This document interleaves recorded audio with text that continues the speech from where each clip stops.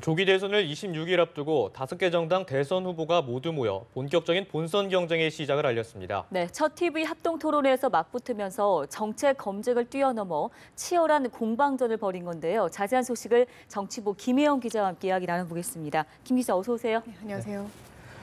네, 오늘 토론회에서 각 후보들이 각자 정책 비전을 제시하면서 지지를 호소를 했는데 각자 어떤 점을 부각을 했는지 먼저 설명해 주시죠. 네, 일단 더불어민주당 문재인 후보와 국민의당 안철수 후보 같은 경우는 공통적으로 안보를 강조했습니다. 문재인 후보 같은 경우는 자신의 국정 운영 능력과 그 경험을 부각을 하면서 자신이 이제 국정 안보를, 그러니까 국가 안보를 책임지고 또 다뤄봤다라는 점도 강조했고요. 그리고 또 본인이 남북 정상 14선언 때 준비위원장으로서 자신이 북한도 다뤄봤었다라고 이렇게 이야기를 했습니다. 네. 안철수 후보 같은 경우는 한미동맹을 기반으로 한 우리나라의 국방력 강화를 강조하면서 자신의 키워드이기도 한 자강 안보를 거듭 부각을 했고요.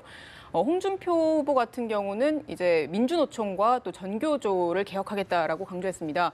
유승민 후보 같은 경우는 자신이 보수의 희망이다라고 이야기를 하면서 자신이 경제 전문가이자 안보 전문가다라고 얘기했고요. 예. 또 심상정 후보 같은 경우는 이제 노동의 가치를 국정의 제1과제로 삼는 개혁 정부를 만들겠다 이렇게 강조했습니다. 네. 네.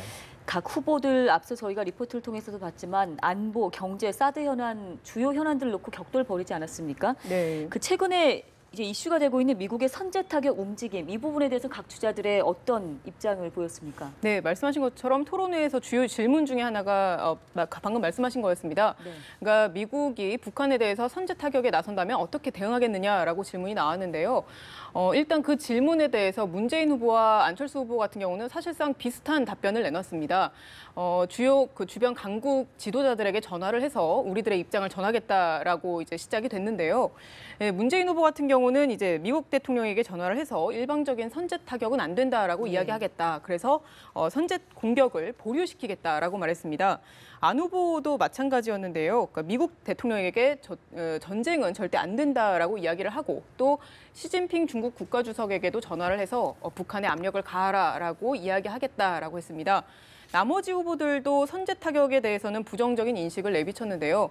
홍준표 후보 같은 경우는 선제 타격이 이루어진다면 국토 수복 작전에 돌입하겠다라고 했습니다. 유승민 후보 같은 경우는 다소 좀 원론적인 입장을 보였는데요.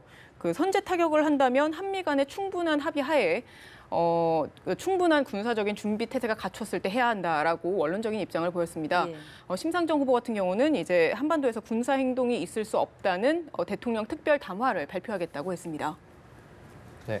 네, 오늘 토론회에서 후보들 간의 신경전도 굉장히 팽팽했다고 하는데 특히 더불어민주당 문재인 후보하고 국민의당 안철수 후보 사이에서 적폐 연대를 놓고 굉장히 설전이 벌어졌다고 하는데요. 네, 맞습니다. 그 말씀하신 것처럼 특히 이제 문 후보와 안 후보 간의 신경전이 팽팽했다고 할 수 있는데요.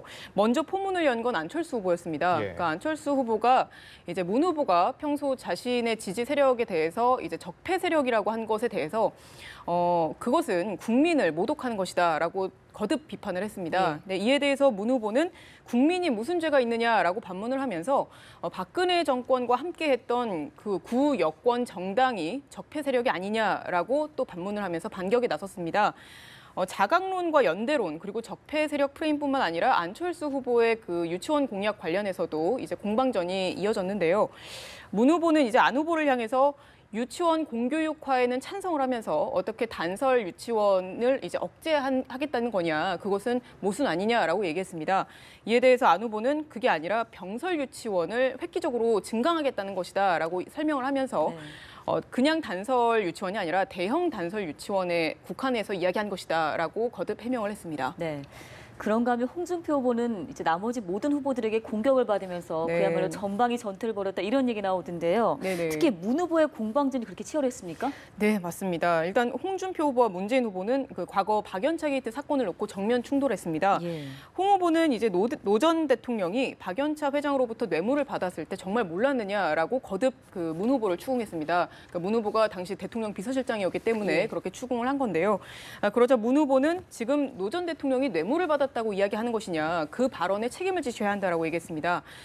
그래서 이제 홍 후보가 다시 세월호 1,000억 원을 이제 노무현 정부에서 탕감했다고 한다라고 하면서 그 사실에 대해서도 또 재차 강조를 했는데요.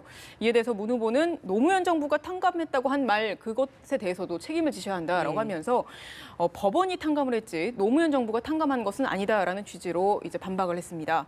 홍 후보는 이제 문 후보의 공공일자리 공약을 놓고서도 이제 계속 그 공세를 이어갔는데요. 좌파 정치인들의 반기업 정서 때문에 기업인들이 해외로 나가고 있다라고 주장을 했고, 이에 문 후보는 선거 때마다 차떼기로 정치자금을 받고 또 국정농단 사건에서 재벌로부터 돈을 받는 게 그것이야말로 반기업이다라고 반격했습니다. 예. 네. 네, 한편 이 보수 진영 후보들 사이에서도 유 후보가 박근혜 전 대통령을 3번 배신했다. 또 홍준표 후보는 극우 수구다. 뭐 이런 격한 표현들까지 나오면서 이 설전이 굉장히 격화됐다고 하는데요. 네, 맞습니다. 보수 진영 후보들 사이에서도 정말 설전이 격화하는 모습이었습니다. 홍 후보는 유 후보를 강남 좌파라고 비판을 했고요. 또 유 후보는 홍 후보를 극우 수구다라고 비판했습니다. 예. 정말 격화한 표현들인데요. 홍 후보 같은 경우는 유 후보가 박근혜 전 대통령을 3번 배신했다라고 비판을 했고요. 유 후보 같은 경우는 세탁기에 비유해서 이제 비판을 했습니다. 홍 후보가 많은 국민들이 홍 후보를 두고 이제 세탁기에 들어가야 한다라고 이야기들 한다라고 이제 비판을 했는데요. 이에 대해서 홍 후보는 이미 세탁기에 들어갔다 나왔다라고 맞받아쳤습니다. 예, 이에 대해서 심상정 후보 같은 경우는 아니 어떤 세탁기에 들어갔다 나오신 거냐, 고장난 세탁기 아니냐라고 맞받아쳤고요. 이에 대해서 또 홍 후보는 삼성 세탁기다라고 이제 맞받아치는 것으로 종결이 됐습니다. 네, 지금까지 정치부 김혜영 기자와 얘기 나눠봤습니다. 오늘 말씀 감사합니다. 네, 잘 들었습니다.